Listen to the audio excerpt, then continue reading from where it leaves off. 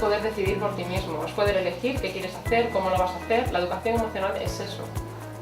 Es decir, plantarte un objetivo y buscar los recursos, las herramientas que tienes, ir a por él, no enfocarse nunca en el error. Y esa es la base del bienestar emocional. Tú que sientas lo que tú haces, que pienses lo que haces y que todo vaya en la misma línea.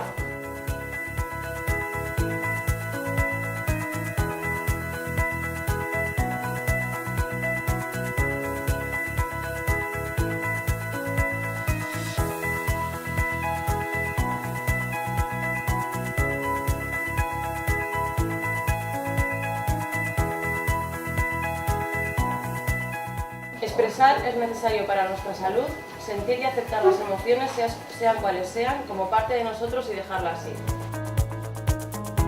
Niretzako askea jolaseak izan beharko luke.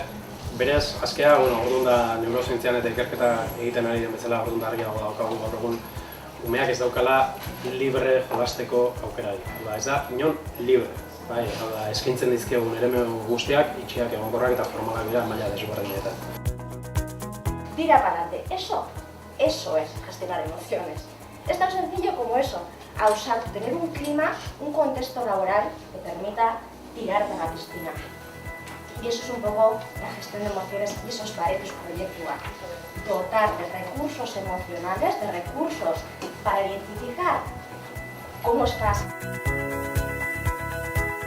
Gure sarea eratu nahi dugula emozioen inguruan alden neurrian zen nolako lanak, zenan moduak saretu